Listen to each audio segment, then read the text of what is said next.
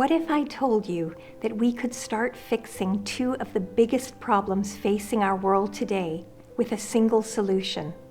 A solution that almost all of us can put into motion right away.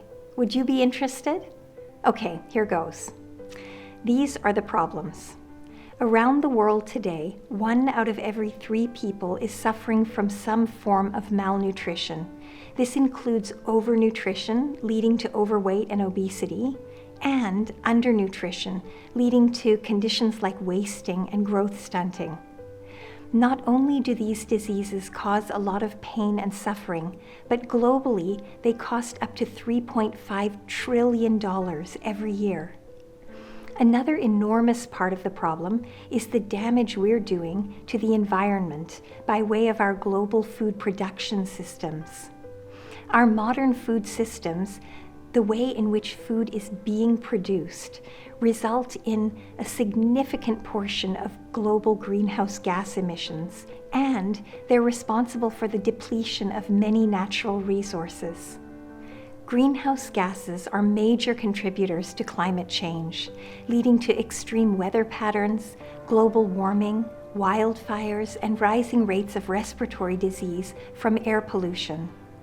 The way in which our food is produced is also responsible for depleting many of the Earth's natural resources, like fresh water and forests. Basically, if the Earth were running a marathon towards survival, our current food systems are causing it to have to run up a really steep hill.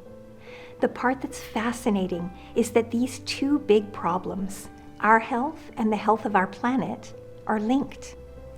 They're connected by the fact that our health is so strongly shaped by our food choices. You really are what you eat. Our food choices are shaped by the way in which our food is produced, and the way in which our food is produced has a major impact on the health of the planet. But here's the good news. This arrow, the horizontal one, is a two-way arrow because our food choices can also shape the way our food is produced.